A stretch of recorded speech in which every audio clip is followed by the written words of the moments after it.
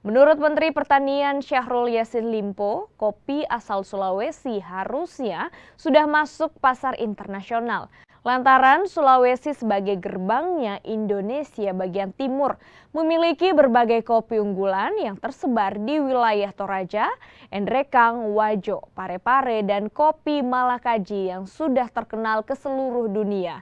Di pameran yang diikuti sekitar 250 petani dan pengusaha kopi ini, Syahrul berharap ada upaya serius dan dukungan penuh dari semua pihak untuk memperkuat akselerasi ekspor kopi. Acara ini mensimbolkan bahwa kekuatan kopi Indonesia tidak kalah di dunia dan kita menuju ke sana untuk meraih pasar dunia dari kopi Indonesia dari Aceh sampai Papua, termasuk di Sulawesi Selatan ini.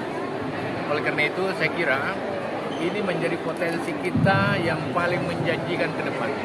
Ingat, di seluruh dunia orang minum kopi, minum coklat, minum air kelapa, kokonat dan lain-lain sebagainya itu, dan semua ada di Sulawesi Selatan. Kalau gini itu menjadi prospek ke depan yang harus kita jaga, selain tandu padi, jagung, kedelai kita yang harus kita benahi.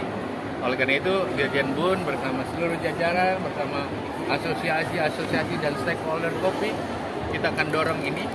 Dan insya Allah dalam 2 tahun ke depan, Dirjen BUN punya tugas untuk menanam kopi kurang lebih 30 juta.